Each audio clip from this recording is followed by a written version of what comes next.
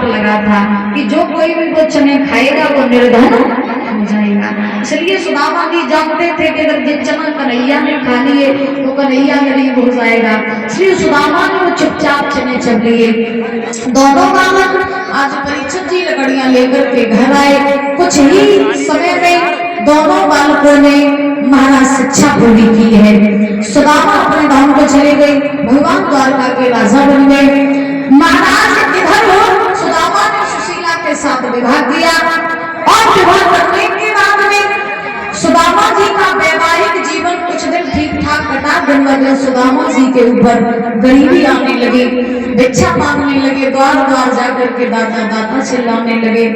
जो सज्जन व्यक्ति होते वो तो भिक्षा दे देते, लेकिन जो दुर्जन होते वो धक्के मार के सुदामा जी को भगा देते।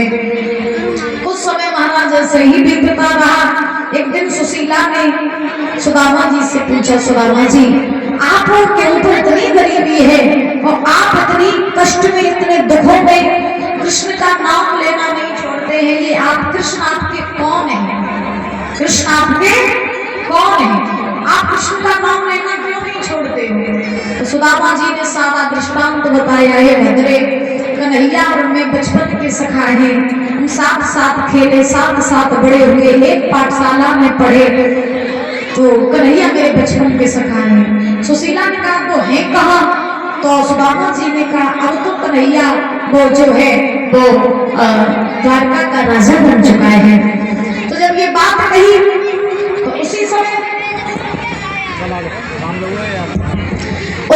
महाराज ध्यान रखना कि सुशीला से जब कहा कन्हैया मेरे बचपन में सखा है, वो द्वारका के राजा बन गए हैं, तो सुशीला ने कहा ऐसा करो तो आप द्वारका निर्वाण चले जाओ।